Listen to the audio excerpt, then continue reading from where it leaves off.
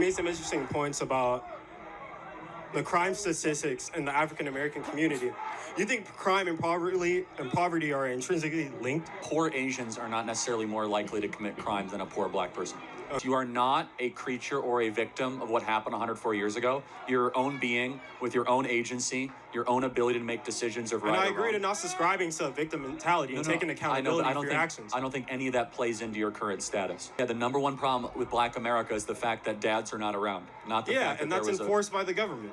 The profiling African Americans. Well, hold on. But first of all, it's not a profiling when it comes to that. Blacks are far more likely to commit crimes than any other group associated. It's like 3 to 4 times more likely.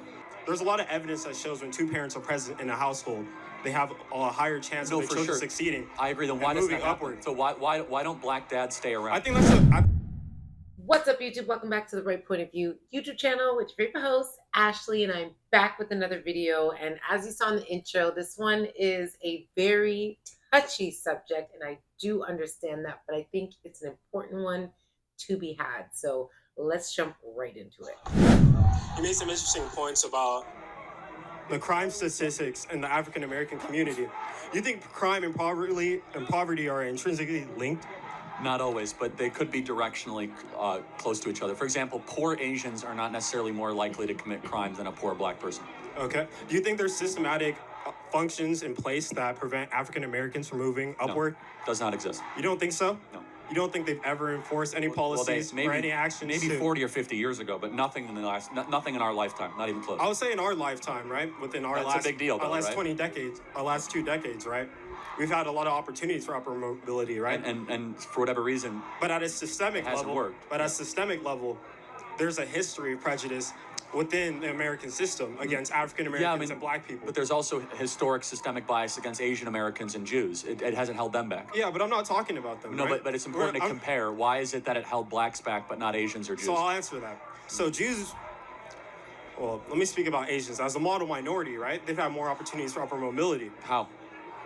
Well, in terms of getting business loans, setting up in different neighborhoods. Well, there was a lot more anti-Asian discrimination in California than anti-black discrimination in the 40s and 50s. So you agree 100% that African Americans have getting the same opportunities? No, I'm not. Look, as far as redlining goes, groups are sometimes treated poorly. Whether or not you're able to overcome that is the question. Number two. So treated poorly doesn't cover it. I have a couple things. So this has been a long-standing debate, and honestly, the Black American culture as a whole, I've been learning, is kind of with what he's saying. I would say more on the Democratic side, because you have the conservative Black American who seems to think there's nothing that can hold me back. I'm totally capable of advancing myself, my family.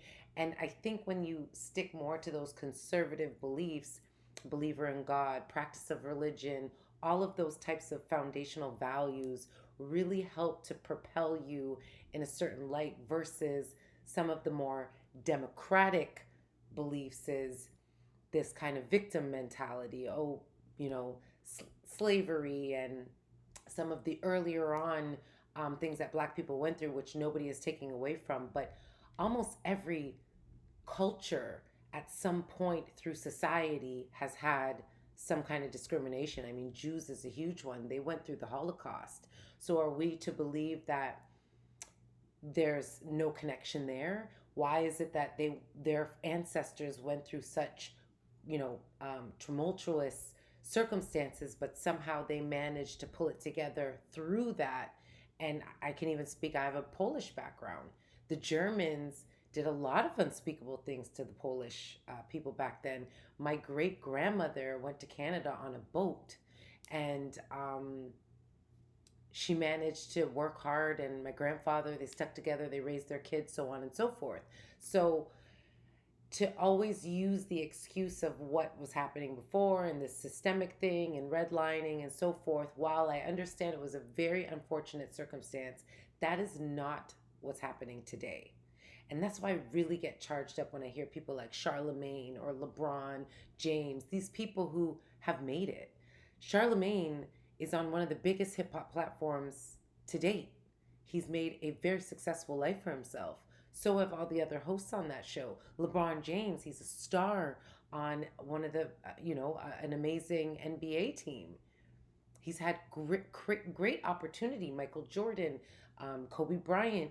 You have so many people. Stephen A. Smith, I do a lot of coverage on him as well. So many people, these figures that are public view. Obama became president of the United States. So to think that, or to try to use the excuse that circumstances define your outcomes, is just not true anymore. You know what I mean? And even back then, it wasn't true. Black Wall Street was birthed after slavery. They accomplished beautiful things. You know, Malcolm X, Martin Luther King Jr., these people used to walk around in suits and ties and conduct themselves in a way that was respectable. It's very different than what we're seeing now within the Black community. It really is, and we just have to be honest about that. Treated poorly doesn't cover it. I have a couple lines right here. So we have the Tulsa Massacre of 1921, right? Yeah, where African Americans established they established a Black Wall Street, right? And that was taken down. We have the Black Panthers. How does that impact in San Francisco? How does that impact you? I'm saying there's a history. I'm trying to establish a link here. No, but I think, again, that you're trained to do this in the college. It has no bearing on whether or not you can make good decisions or not. Well, right? College has no impetus on my thinking. This is organic. I know, but I reject the whole premise. You are not a creature or a victim of what happened 104 years ago. You're your own being with your own agency, your own ability to make decisions of right or wrong. And I agree to not subscribing to a victim mentality and taking accountability for your actions. I don't think any of that plays into your current status. You don't think so at all? No.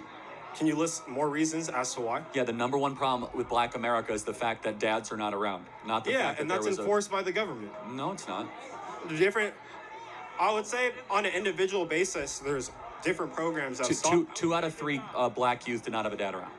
Yeah, there's a crack epidemic.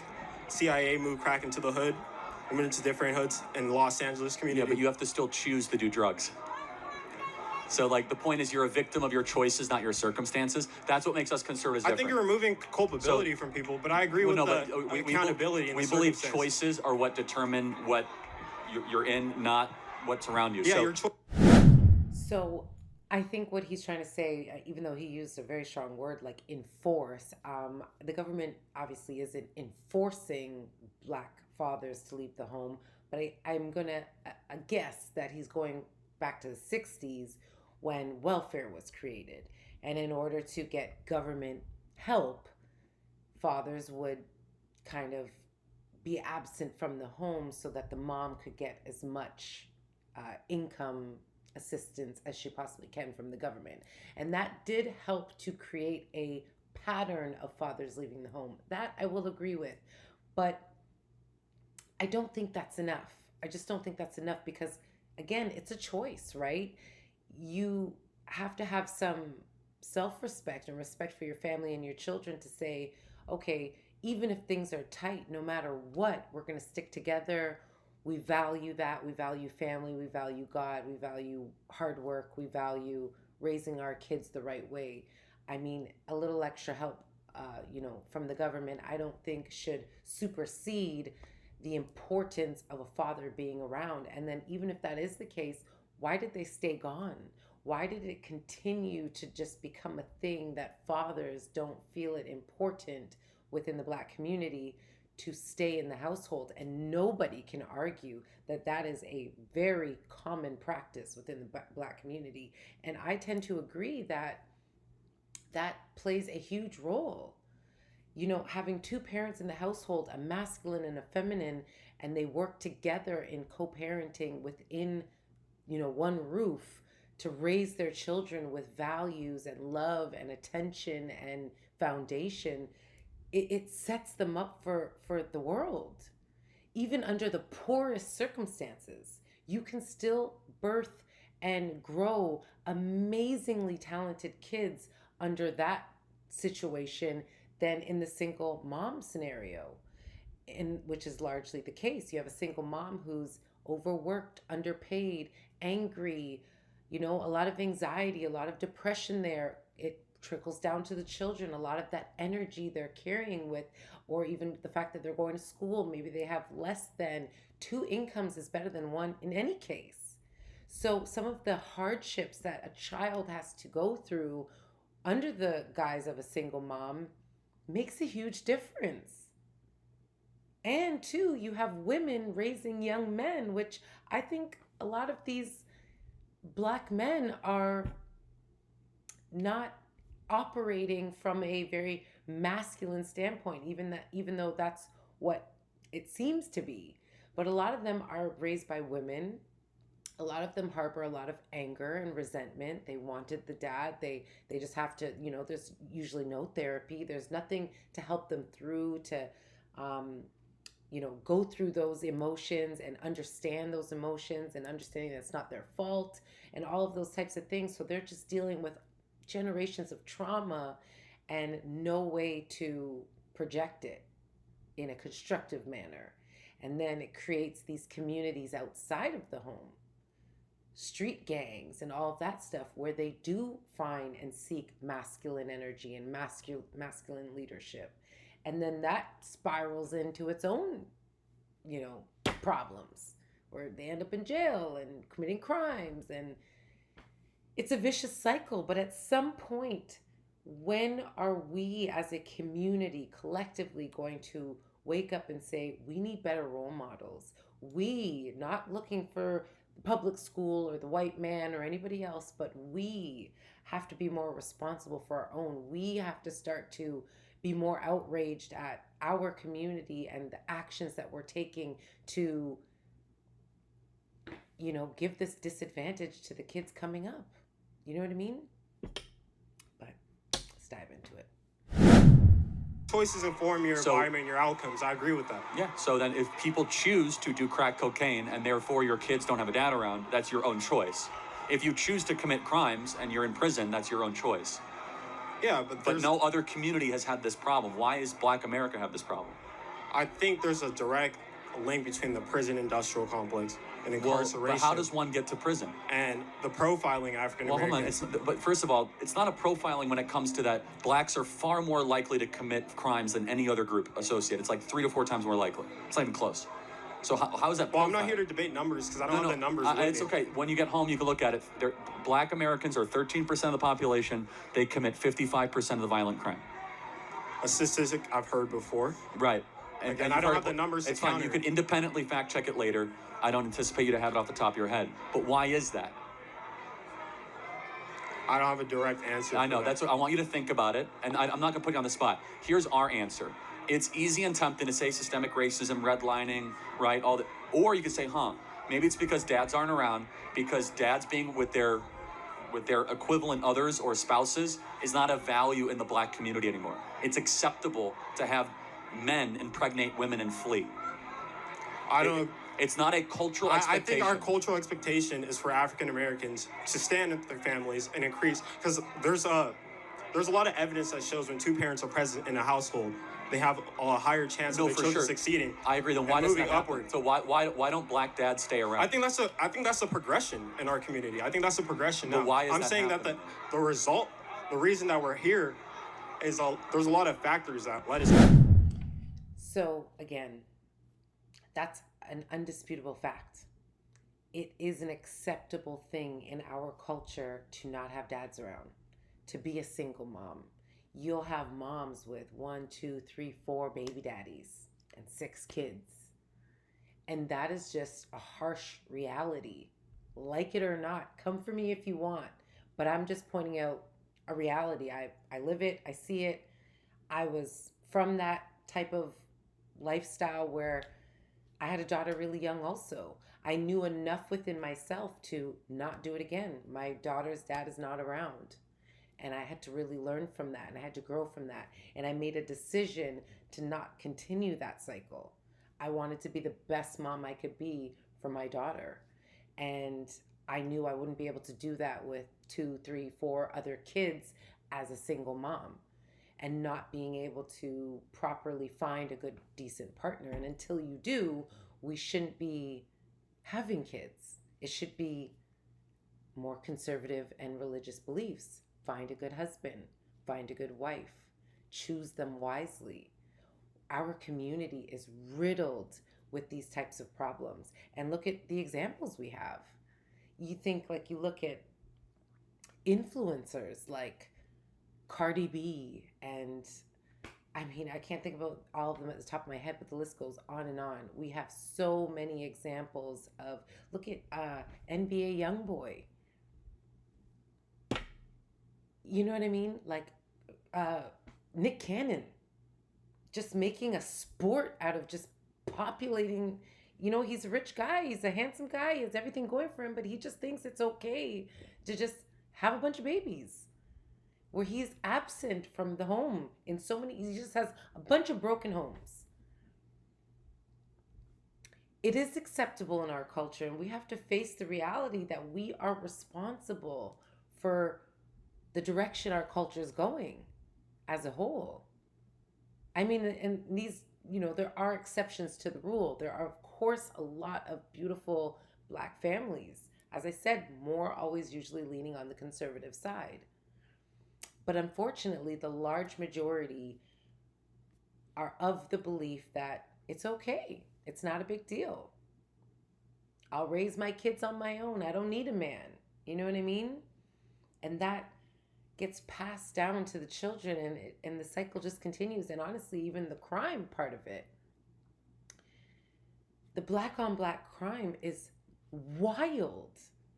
You go to some parts of the US and it's like a jungle. I was just watching a video the other day of this up and coming rapper who was brutally murdered in broad daylight, gunned down with his daughter, 5 years old. I don't remember his name, but unbelievable. And that is like normal, unfortunately. Think about the trauma that the neighborhood, the communities, the young people, the people all around that are witnessing that with no therapy, no nothing. They just have to go on tomorrow like a brand new day. But we're doing it to ourselves. Who's to blame for that? Redlining? Profiling? Come on, that's crazy. Do those things exist, or have they existed? Sure. But are they the reason for what's happening right now? For the most part, absolutely not.